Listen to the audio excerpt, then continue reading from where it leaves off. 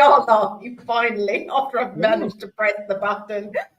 But yeah, we're back for another episode of Men as Allies, and we have Matt joining us this time. Part of the crew, part of the Men as Allies crew. But yeah, I mean, we haven't actually done one of these for a couple of months, have we? So I think the last one was about June, where it was men as partners, not protectors, I think was the key thing we were discussing then. But we're moving on the conversation. The silent majority. I know this was a stat, the 4 out of 5 that astounded everybody when we talked to Graham Goulden.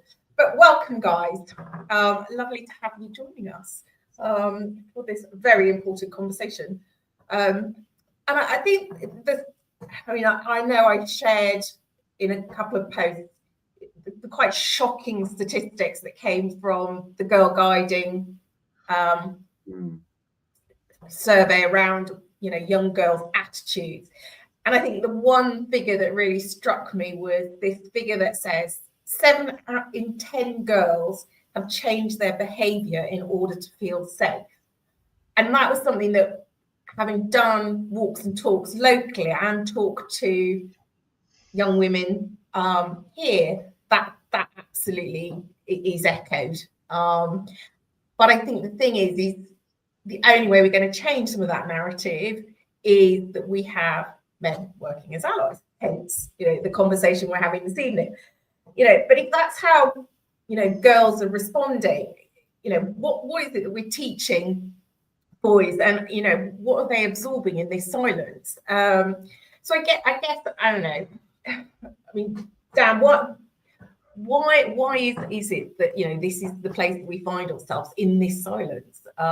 Is it silence, or is it just something more that I've missed? The trouble is, Laura, right? And I remember when you first said to Mark and I about that you were going to set this up and create this place where we could come along and talk about being men as allies and talk about the violence against women and girls and the culture and both of us went, oh, what us straight white Christian blokes, you want us to come on? And I think then both of us went away, contemplated, and came back and thought, well, actually, if we're not part of the solution, we're part of the problem, right? And Mark made the comment today in his LinkedIn post that this, not all men, well, whilst obviously that's true, that is not a reasonable response anymore, right? Yeah. We're all on the same team here. None of us wants to live in this world where, those results from the Girl Guides, young girls are adjusting their behavior because they're frightened and they're scared and they're worried about being attacked or being taken advantage of, right? No, none of us wants to live in that world. Not one of us, right? No. So we've got to do something about that. And even if it's just to come together and say, we don't want this anymore, do we? Right. Okay, yeah. How do we tell a new story? Because this is cultural. This is top to bottom. This is about the way we've been brought up. This is about what we've allowed and what we've accepted and what we've brushed under the carpet and what we've ignored and what we've buried our heads in the sand and hope would go away. Go, not all men, don't hector this, not me, God. We're all responsible for this culture that we live in. We can't just point the fingers all the time and expect somebody else to sort it out. So we all know we don't want to live in this world. We all know we don't want the women and girls in our lives to be frightened and fearful and adjusting and changing their lives because of it. So therefore, we have to have a conversation. We have to look in the mirror, I think, for starters, Laura, and go, right, how much have I been part of this culture that exists? What have I done to perpetuate it? Even if it's little micro things that you've just explained away and rationalized and laughed at. And that's step one. You've got to look in the mirror. What have I done? Right? Okay. And then be brave enough to sit with how that makes you feel about yourself, and then be different. Be the change. Be what you want to see. Be the man you hope is the man that your daughter's going to meet and your wife's going to meet. And be that person, right? Understand what boundaries are. Understand that nobody has any entitlement over anybody else. And change we've got to have these conversations. The fact that we're all sat here today having a conversation, Laura, is a massive plus. No, I agree. And I think that's, I know both Mark and Matt have got daughters as well. And I remember in a previous conversation, Mark, when we started this journey together, you'd had a conversation at the kitchen table with your wife about, what made her feel safe versus, it just wasn't something that you had consciously thought about previously. I mean, and I guess that's half the thing, is having that conversation. Matt, from your perspective, how do you see it in your world? In my world, I guess there's a few things that come to mind. One is, as you say, I have a daughter, and she's fearless, she's brave, she's outgoing, she's scary. And I want her to maintain that. I want her to take that forwards. But as per that statistic that you said, I almost find myself wanting to amend her behavior, not because there's anything wrong with her behavior, but because how that might be perceived and what that might mean.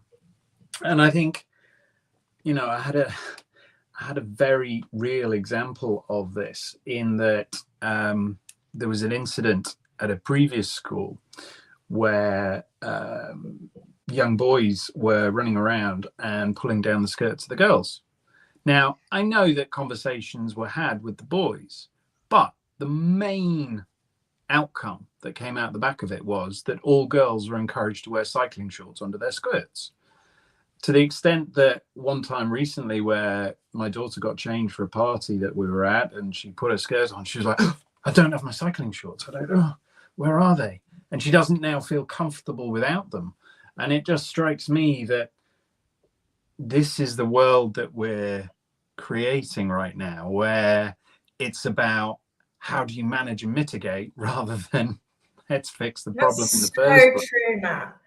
I hadn't even thought, and you have to, because, as you know, I have 5 nieces, and I've never, and you just giving that example about why they're all wearing cycling shorts, and why, Rosie, my youngest niece, gets quite perturbed that she hasn't got her cycling shorts.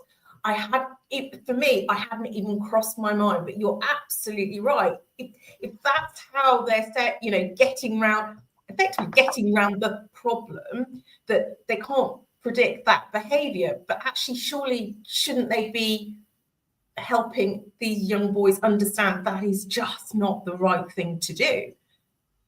Mark, I'm astounded. I mean, I'm sure your girls are a bit older though, aren't they? Yeah, but look, at the cycling shorts thing was a thing that they wouldn't leave the house without either, like when they were going to school, because they were wearing their skirts, like in order to feel comfortable. Like, isn't it a classic example of women have to be the solution to what is a man's problem, and therefore we are offloading the solution again.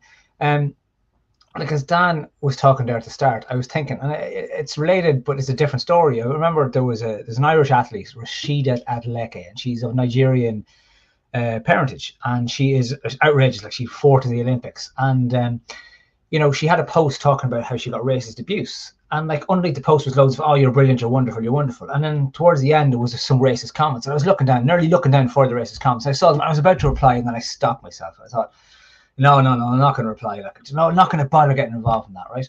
And then I realized afterwards, by not replying, I was just accepting. And so it was my job was to actually call out the racist comment, like, in the same as this point to those boys, like, by just saying, oh guys, don't, but not calling out the behavior, then we're accepting the behavior in its own way. And therefore we're saying to women, well, you have to be the solution to our problem. Like how often do you hear that line about, well, if you're going to dress like that, like, that's not that person's fault, like in Islamic culture, the full burqa has a point, like it has a purpose in that way. It's a protection from men, like, and I've often spoken to Islamic women who say that the freedom they feel because of it is extraordinary. Now, I'm not about to say this is a good thing, right? But again, that's an example of women having to be the solution for a man problem, as opposed to the man taking the responsibility for a man problem so that women don't have to be the solution. And like, it's a sea change in culture, it's a sea change in thinking, it's a sea change, but it starts with the sea change in conversation, and I know it's come up a lot of times before. And Dan, you rightly pointed out, you left WhatsApp groups because of the commentary and because of how the conversations were going in them, you know. Are we calling out what's not acceptable? Are we putting our hand up and saying, hold on, lads, like, you know, here we are 2025, like, you know, like, you know, are we saying, hey, you have a daughter, you know? And there is this, oh, it's locker room talk, right? But, you know, is that still excuse? Is that still not all men, you know? Is locker room, we're not quite, but, you know, we are, but we're not, you know? Where's the line that we have to cross? Where's the line that can we see the line in order to cross the line? And it's such a good point. I think it's, you know, I've got so many thoughts going through my mind, because, you know, I do think it starts with conversation, because, you know, as I say often, we don't know what we don't know. You know, just in the same way I'm, as a woman, you know, hearing Matt's story about her daughter, or the situation with his daughter, in the situation in the school, you know, I'm surprised myself. But unless we have these conversations in a forum where we're talking openly, those dialogues don't happen, those conversations don't happen, and therefore we're actually perpetuating the silence or the shift of, you know, whose responsibility it actually is. You know, and I suppose that's the key bit, is that it's everybody's responsibility to step into the conversation. But there's still probably a large proportion of people who are in blissful denial that there is any need to step into that space. Or am I, you know, underestimating? No, I think you're right, Lauren, particularly the status quo that we have, right? Which is blame the victim. Oh, well, you shouldn't have left your window open. It's like, well, I should be able to leave all my windows and doors open in my house if I want, and hope that my fellow humans are going to respect me and my space and my stuff enough to not just come piling in, right? And it's the same thing, isn't it? It's like, well, women must adjust their behavior, women must adjust their lives, women must not go here at these times, wear this, do that. And it's like, come on, right? But this is we can't just keep perpetuating that same old tired stuff that clearly doesn't work. Look at the world we're living in, right? And it's one of the few violent crimes that consistently rises, is violence against women and girls, and just violence, full stop, right? Where's our respect for firstly for ourselves, and then for our fellow human beings, right? If every one of us looked in the mirror, we'd all say to ourselves, well, I respect myself, I respect other people, right? And then, like Mark said, oh, but I have a little bit of locker room bants, but that's just a laugh, isn't it, right? Oh, I make a few jokes with a lad, but that's just, I don't mean that. That's just fun. And it isn't, right? And I'm not saying I'm better than anyone else here. I've been there. I've been in those locker rooms. I've made those jokes. I've been in those places, right? I've done it. I've been part of this problem. I've been part of this culture. Absolutely, I have. I remember years and years ago, one of my first jobs at the BBC was dealing with their incoming emails and texts while they were BBC Breakfast Telly, while they were on air. And I've sent a really stupid reply to someone who'd emailed in about a story we'd done about rape. She was making a perfectly good point that we'd done that age-old thing of blame victim and all this sort of thing. And I argued the point with her. And that was the first time ever a seed was planted in my head when I zoomed out and I looked back and I went, oh my God, what? She's right. What am I doing? Why am I arguing that point as the BBC? So from Dan, BBC, and I just thought, and that was the first time I realised that this culture that we live in, and this accepted narrative, right? Not all men, stay safe kind of thing. It's like, but at what point do we change this conversation and go, actually, don't people have a right to go about their business without fear of violence? Don't we have enough respect and self-control for ourselves that we don't have to dominate and control and be violent to people, right? Do we not know ourselves well enough to be able to execute that? And sadly, the answer is no, right? But we, as I said at the start, none of us wants to live in this world. None of us. So what do? We just keep being part of the same old tired rubbish? Or do we at some point look in the mirror and go, we've got to do something different. We've got to talk about things differently. We've got to say to our mates, do you know what, mate? I'm not accepting that. I'm not having that. I'm not having you talk about somebody in that way. I don't find that joke funny. We're allowed to do that. And then that person's going to go home and take a look at themselves. calling it out and calling it in, right? There's these two competing things here. Sometimes, like Mark was saying, that when you see something like that, and you have an opportunity, you have to call it out, right? You have to say, do you know what? That's not on.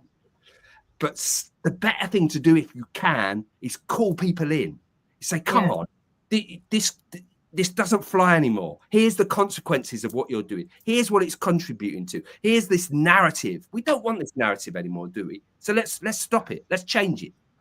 Yeah, I mean, the call them in is something that, you know, Graham talks about. And I suppose that's the thing that I have in my head. I mean, I suppose, Matt, you know, how do we call people in? How do we activate more, you know, voices? I mean, I guess to both you and Mark, in your world, how do you see that we can activate and ignite the voices of those male allies so that there are, you know, more people walking alongside women as opposed to, you know, kind of the locker room banter?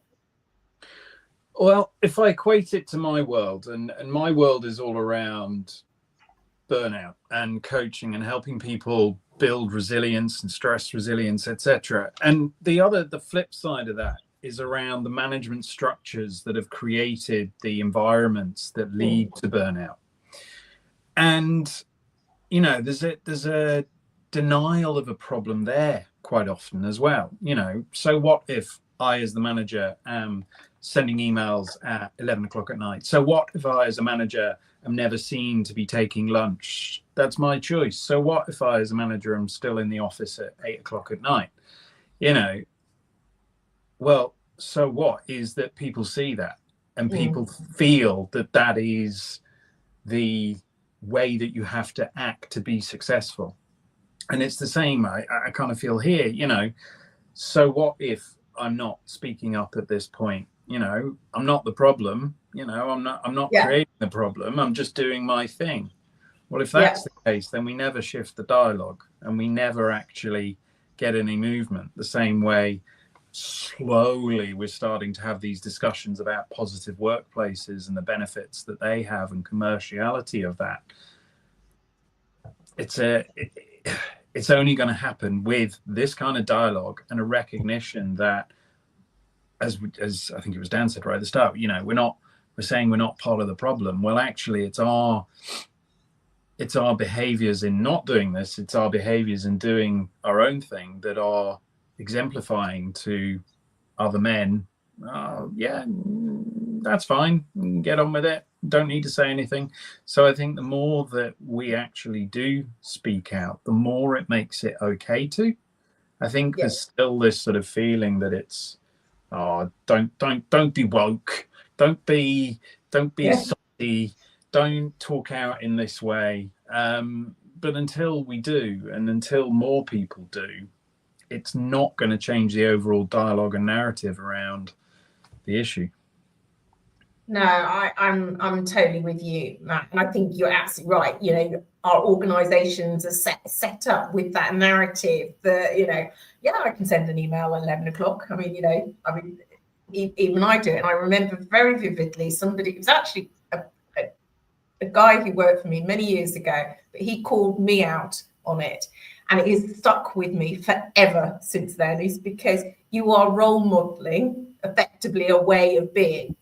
And he just said it's very, I forget the exact word, but effectively he was saying to me, it's just making me feel like, why should I bother? Because you're setting a standard that is nigh on impossible to achieve, and you know that this sort of like standard is not real. It's not a stepping forward. And I mean, okay, the tables were turned in that situation, but ever since that individual shared with me that impact, it is stuck in my brain. I mean, it happened probably about almost 20 years ago now, but that set the way I wanted to then lead as a result of that. And I think that's very much what you're talking about here is men willing to step into that type of role modeling. I mean, Mark, I'm sure this is something that you see. as you were talking there, right, a couple of things really spring to mind. Like, I started working with a lady there recently, and before we were working together, she challenged me by saying, have you worked with women leaders who also have to negotiate, or how have you worked with women leaders who also have to negotiate being a woman in a male environment? And I thought, like, wow, no one's ever asked me how I've done that before, right? It's come up in conversation how we do that. But when she said it to me, how I was like, Jesus, I don't know. And there was that moment where I realized, God, it is different. It is completely different. It is another element that I do not have to think about, you know? And like, we think of it from that safety perspective, like, you know, and about, like, you know, you share that, you mentioned that Girl Guides thing today when you were commenting on the post. So obviously I went and Googled it. I see there's one for every single year. And, like, you know, the first number that caught my attention was who would walk with a key in their hand, you know? Like, you know, so like, it just goes to show you the additional mental load that is added because of this space now that we don't even know about. Like, I've never thought about it. Like, as you were talking there, I was thinking about where have I felt the safest, right? In terms of, you know, you go out at night, you're in a city, whatever country you're in, right? There's an element, even as a man, where you're like, no, there's a sketchy, that's a bit dodgy, you know, is that all right? Is that okay? You know, don't take that. Oh Jesus, no, I'm not buying off him, right? Whatever, but you know what I mean? But like, it's the element of the danger that's there, right? And I recall it was actually in Pakistan where I was, that I felt in one particular small town incredibly safe, because it was such a safe environment, like in the space that I was in. And it actually dawned on me that, like, wow, so this is what feeling completely safe is. So how far away from that level of safety does a woman feel in society and in public, right? And I think it's extraordinary, the mental load that we don't have an awareness of. And I think that's part of the problem, you know? Like, when I looked at this, I had the dog came in, so I paused this for a second, right? And I couldn't hear it for a second, right? I was trying to shout at somebody to get the fucking dog out.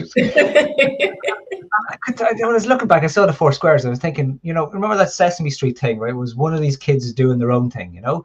Yeah. And, like, you know, point out when it's different. And it's you in this space, Laura, because we don't get it, because we don't understand it. And I think that's also part of the problem. So as much as we talk about the need for us to make sure this conversation is going, we're not listening either. We're not listening. And I think that's a part of the problem. And it's just why we struggle to have these conversations, because we don't quite know how to cut someone off, how to stop it, because we don't really know the truth of why we're trying to stop it. We have an idea of it, we have an impression of it, we have a vision of what it should look like, but we don't know. And I think so it comes in two parts. And I think maybe, and I know I'm responsible for this, because I've had arguments with my wife about she should feel safe, you know, right? I've had that argument, and I'm wrong. Like, you should. Anyone, like, you can't tell anyone they should anything, you know, because that's the space that they're in. And I said, well, I think it comes back to that piece. Is if we're going to talk, we also need to listen.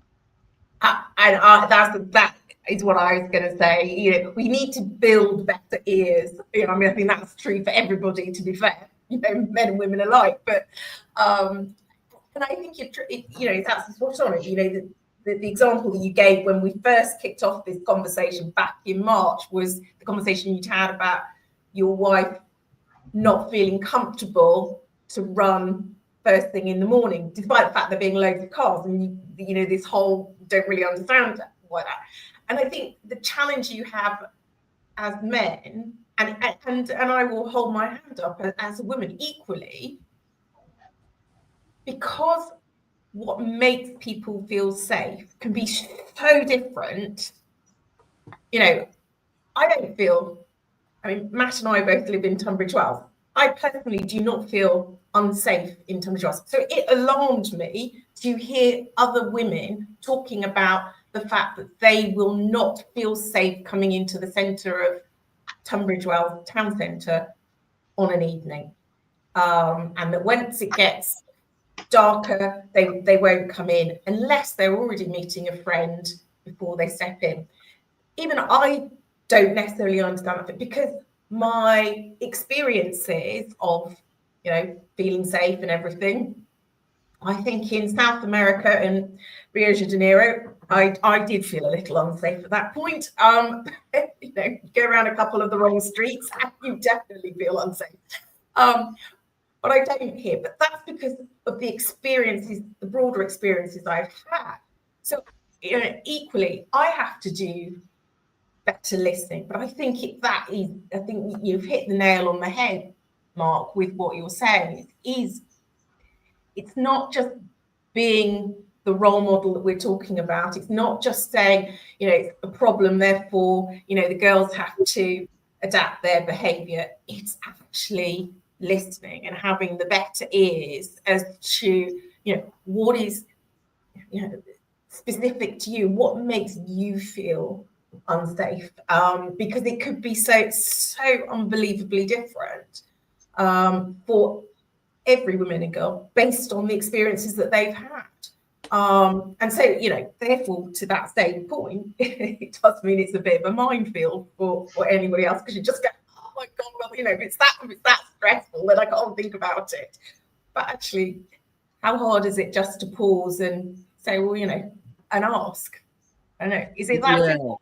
And that's it, Laura, isn't it? And it's approaching it with curiosity and not dismissing and not shutting down. It's very easy for me to sit here and go, well, you should feel safe, and actually you're not unsafe. Like, I could say to my wife, go for, you take the dog out there, there's nobody here. Of course you should feel safe, because logic and reason tells me statistically, but it's not about logic or reason. We're talking about how people feel here, right? Which isn't logical and isn't reasonable. We're talking about fear.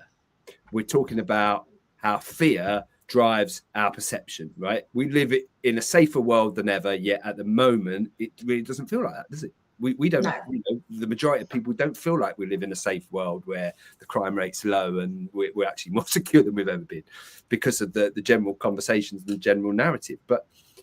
And I think one of the things that kind of perpetuates that is just the lack of understanding, right?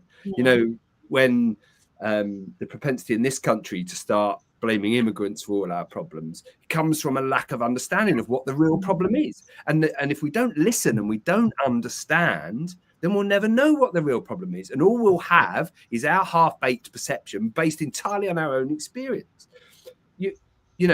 Don't dismiss people, be curious. So don't say, oh, well, you should feel safe, like Mark's reaction was. And we've all done that. We've all done that, because naturally we just go, hang on a minute, of course you're safe. What are you on about? No, listen. And I've done that as well, though. And I suppose that's my point is, and I think that's part of the reason why it's so important to have these conversations. Why, Laura, isn't it? We've got to say, okay, so you don't feel, why don't you feel safe? And then when you hear the story behind it, or why, how that they've come to that conclusion, or how that perception has been built, and you're like, oh, okay, because we have never experienced it. There are very few times in my life where I'm walked the streets and not felt safe. Very, very few. I'm a privileged white man, I get that, but what I want to do is understand those people that are, and especially women and girls that are walking the streets and they're not feeling safe. Why is that? What can I do about that to make it different? What's the story behind that? What's got them to this point? What's made them draw those conclusions? Be curious about it. And then you can, to an extent, walk in their shoes a bit, right? Because it's really hard for us to do that. It's really, it's hard for anybody when you've got no frame of reference, no point of experience where you can say, oh yeah, that's happened to me, I know what that's like. We haven't. So it is tough to understand, and it does take a little bit of curiosity and a little bit of open-mindedness and spotting the stories that we tell and what we're bringing to the table in terms of our own fears and perceptions and biases and prejudices.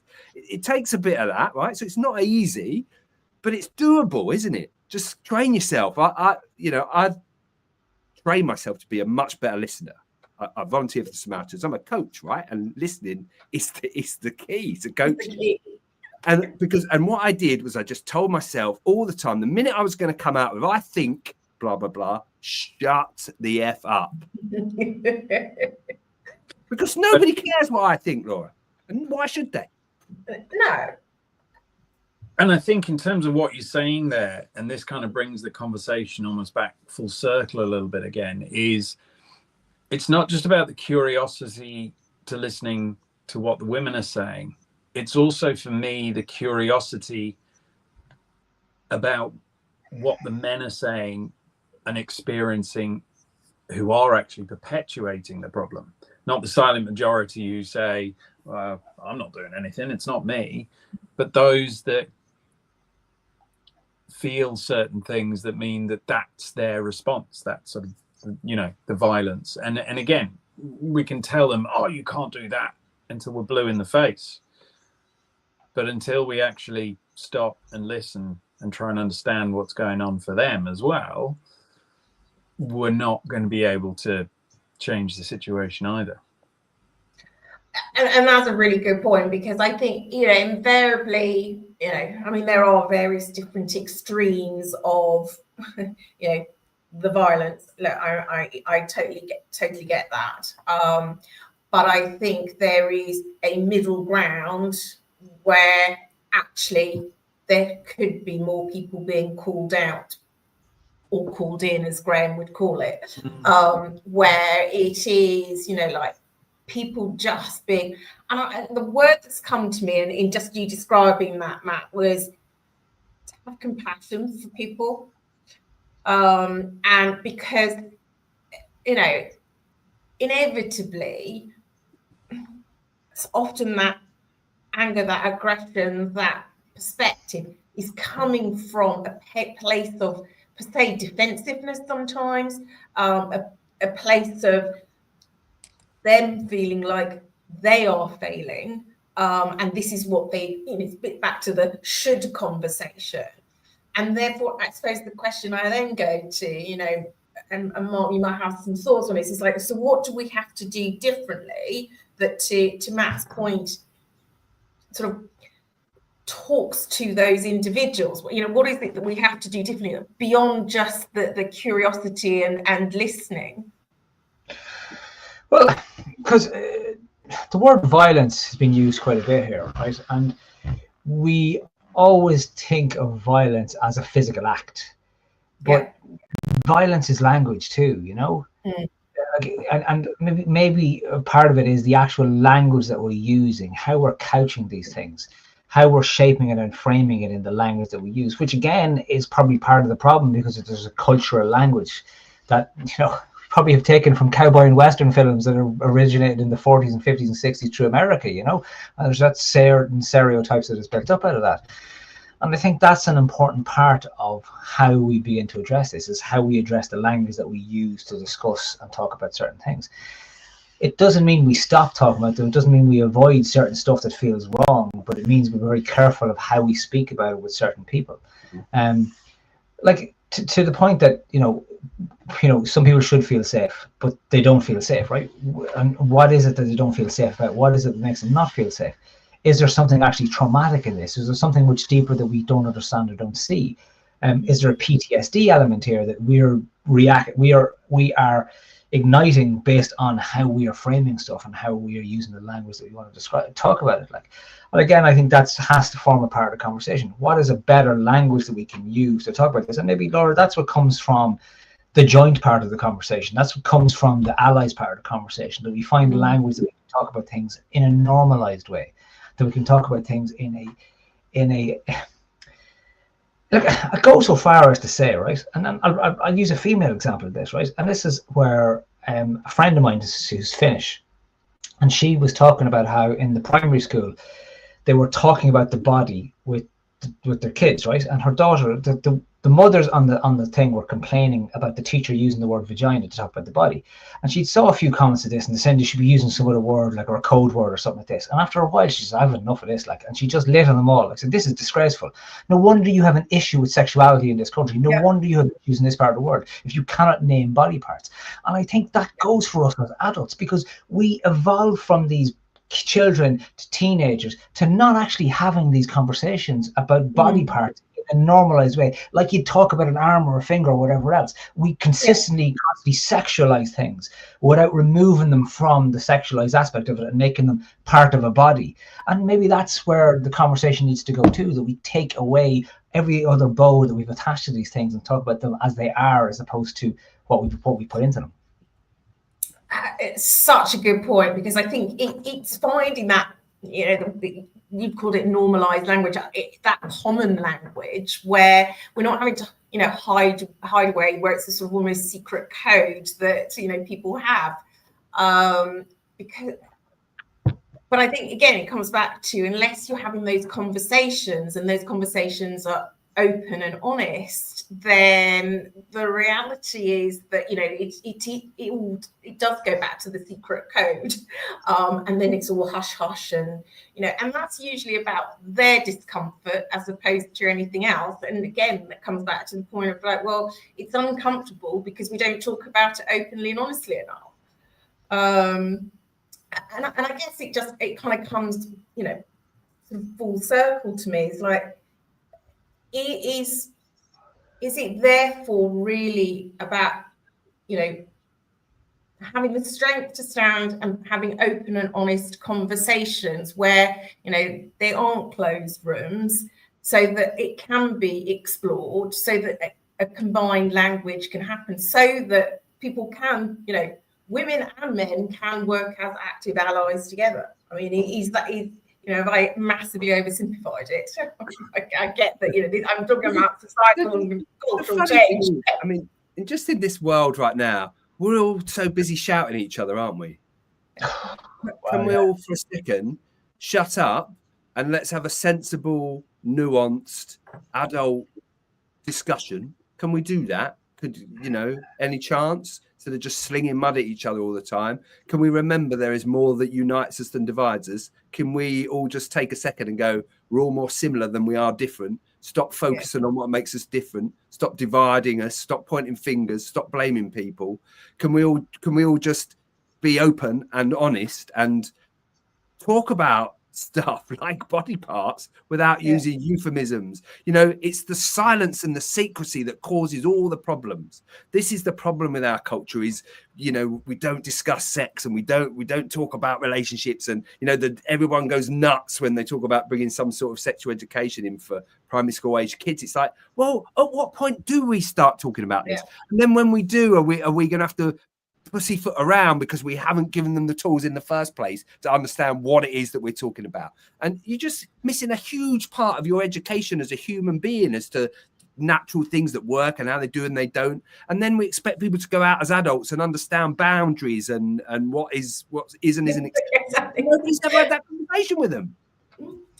No, I'm totally with you, Dan. So I'm very conscious of time, but I don't know, because I think there's so much that this conversation could have. We could probably talk for quite some time about it. But I mean, in your mind, Matt, you know, what do you think is one thing that we all can be doing to, you know, allow men's voices, or I'm coming back to this thing where I'm just thinking it's actually just voices. It's not just men's voices, it's voices generally. But let's go with men's voices. How can we get more men's voices, you know, in a place where they can feel they can speak up, they can call out this behavior, so that actually, you know, we can start to change some of this narrative? You know, what's the key for you? I think the key for me was a word you mentioned earlier on, and that's compassion. We are human. And to be human is to make mistakes. We all make mistakes. We've spoken about how on this we've told women they should be safe or should feel safe. You know, that's a mistake. And we've said, you know, we made a mistake. And you know what? I'm guilty of making mistakes. You know, I've stepped across boundaries that I didn't think was a boundary, and then, you know, being shown that it is a boundary. And it's when people do that, when they make those mistakes, the temptation in culture right now is as you say, to shout, you're wrong, you're terrible, you're bad. But to just treat it a little bit more with compassion and with Dan's word, curiosity. Okay, well, where does that come from? Why do you think that's okay? You know, we need to be more compassionate on both sides of the debate so that the conversation can thrive more. No, I'm, you know, this word compassion, just, we are so quick to criticize, you know, judge, reject, you know, generally. And where is that compassion? Where is that seeking to understand, you know, another perspective? Well, one, we're too busy in our own noise, you know, that doesn't help. I know, Dan, what is the one key thing that you think? I mean, I dare say you're going to tell me curiosity, but no, I'm going to say integrity, Laura. okay. I'm going to say look into your heart, understand what you feel about this, and what the world you want to live in. What world do you want to live in? Then be that person. Have integrity with yourself and who you really are, and have the integrity to do what Matt just did there, and hold your hands up and say, yeah, I have crossed that line. I've said some things that weren't appropriate, but I came from a world that told me it was. Okay. Yeah. So now I understand it isn't. And I'm going to talk about it. Yeah, here's some things I said that weren't funny, that I thought were funny. Here's some things I did that I thought were okay, that weren't okay. The more we can have those conversations in a quiet, calm, reasonable way, the more we can act with integrity, the better we'll all be. No, that's a good shout. And yeah, it is about being, having integrity with ourselves. And that's true for everybody, I think. And Mark, where are your thoughts to close our conversation off for this evening? What's the one thing for you?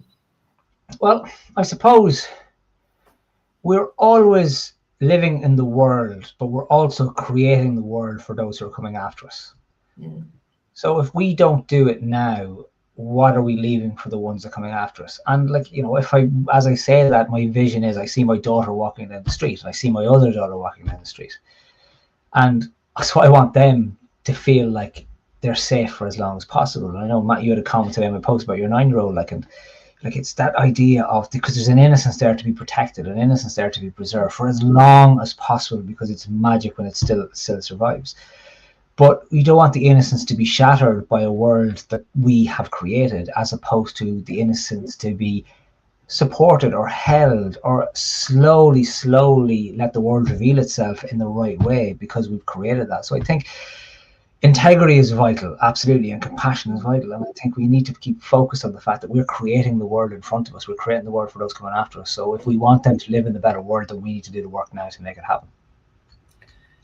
Yeah, I'm totally with you on that. And I think it is that, we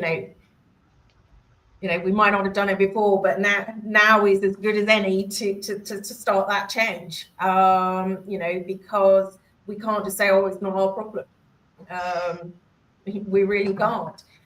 Thank you, as ever, guys. If everybody has enjoyed this conversation, I do hope everybody's going to be back to join us at the end of October for our next conversation. And have a fabulous evening, one and all. Thanks, Al. Thank you. Thank you.